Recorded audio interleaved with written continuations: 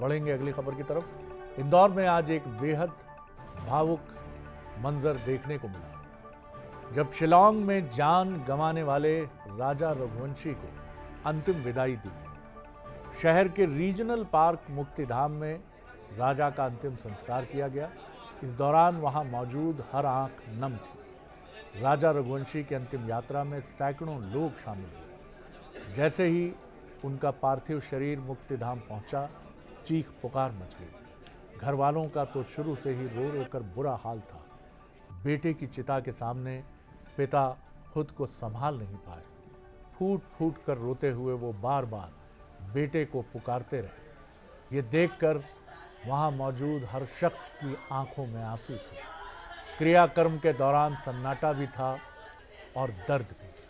अपने जवान बेटे को खोने वाले माँ बाप का रो रो कर बुरा हाल था। आपको बता दें कि इंदौर का ये नवविवाहित दंपत्ति, ये कपल हनीमून पर मेघालय के शिलांग गया था, जिसमें इंदौर के राजा रघुवंशी का शव 11 दिन बाद सोमवार को गहरी खाई में मिला और उनकी हत्या की गई। मंगलवार को शव का पोस्टमार्टम किया गया।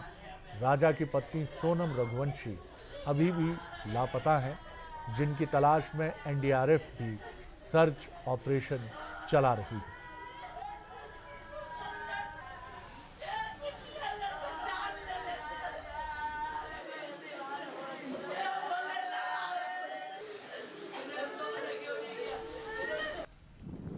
चलिए अब ये भी जानने की कोशिश करते हैं कि आखिर ये हत्याकांड किस ऑब्जेक्टिव को लेकर किया गया, क्या मकसद था।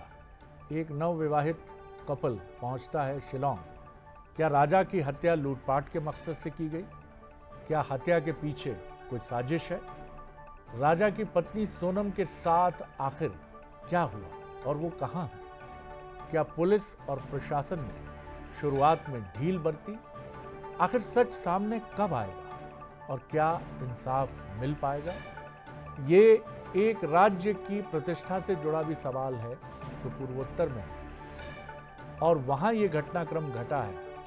निश्चित तौर पर वहाँ पर्यटकों के फुटफॉल पर इसका असर पड़ेगा जो नॉर्थ ईस्ट से जाते हैं। तो कई बड़े सवाल हैं जिनका उत्तर समय रहते मिलना बहुत ज़रूरी है। इसी से जुड़ी एक और खबर की तरफ आपको लेकर चलते हैं कि जो राजा हैं जिनकी इस पूरे मामले में हत्या की बात सामने आ रही है, उनके भाई ने कई सनसनीखेज आरोप लगाए हैं। भाई विपिन रघुवंशी का शिलांग प्रशासन पर आरोप है, 11 दिन हम शिलांग में डर कर रहे, हमें भी दबाने की कोशिश की गई। वहां पुरुषों को मारकर महिलाओं को बेच देते हैं। ऐसे कई गैंग वहां सक्रिय हैं, ऐसा विपिन रघुवंशी जी का दावा है। पिछले महीने भी एक कपल मिसिंग हुआ, लेकिन पुलिस ने शिकायत दर्ज नहीं की, ऐसा उनका आरोप है। और एक फॉरेनर, एक विदेशी व्यक्ति की हत्या कर दी गई थी, ये भी इनका आरोप है। पूरे मामले की सही तरीके से सीबीआई जांच की मांग कर रहे हैं विपिन, जो भाई हैं राजा के। और उनका ये भी कहना है कि इस मामले में जो सस्पिशियस आरोपी हैं, पुलिस उनसे अब तक क्यों पूछताछ नहीं कर रही है। और इन्होंने इशारा किया है रेंट पर गाड़ी देने वाला और जो गाइड वहां घुमाने के लिए इस दंपत्ति के साथ था। सरकार का सीट अपनी यहाँ से एमपी सरकार पूरा सहयोग मिला है, मेघालय से शुरू से नहीं मिला। हाँ, अभी हत्या के देखा जो दर्ज करी उन लोगों ने। सामान जंगल में फिलहाल अभी उनको कुछ मिला नहीं है कि मोबाइल होता है मैंने जी, बस इसलिए कुछ भी नहीं। और सोनम जी का कोई सामान मिला हो? कोई भी सामान नहीं, ज्वेलरी पर कुछ भी नहीं। राजा का सामान भी जो है चेन अंगूठी जो है, चेन अंगूठी ब्रेसलेट पर्स ये सब गायब हो गई। क्योंकि लोगों के सुनने वहाँ से आया तो है, तो यहाँ से जो भी कपल आते हैं नए, उनको उसमें से लड़कियों को उठा के लिया। तो जहाँ पे लास्ट लोकेशन बात हुई डबल डकर हम लोग बात हुई तुम्हारी, उसी जगह से 5 रुपये आगे में पार्किंग यार्ड है जो बंद है 2 साल से। वहाँ की सरकार ने उस जगह को वेट ना करते हुए भी जो है ना उसको खुला छोड़ रखा है, जहाँ पे कोई आता नहीं है। मैं चाहता हूँ तो ये मामला जो है, इस मामले को आगे सीबीआई को सौंपा जाए, क्योंकि वहाँ की पुलिस सरकार जो है, मेघालय पुलिस सरकार जो है, वो लोकल पुलिस जो है जो एक्शन ले रही है वो एक्शन ऐसे लेते रही कभी तो आगे सोनम को भी इसी हालत में को देंगे फिर तो, कि वहाँ की पुलिस तो अभी तक मानने राजी नहीं है, तो यहाँ पे ऐसा कुछ हो सकता है। जो मैं खुद से वो देख के आया हूँ और वहाँ के लोकल्स लोगों का कहना यही है, तो हम जो कुछ आगे बताते का भी है तो प्रशासन हमको भी तकलीफ देगा।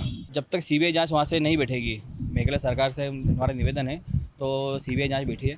और हमारा ये भी निवेदन है दिल्ली सरकार से, तो इसमें सीबीआई जांच जो है बैठेगी कभी तो राजा के आरोपी जो है उनको जल्द से जल्द पकड़ा जाएगा।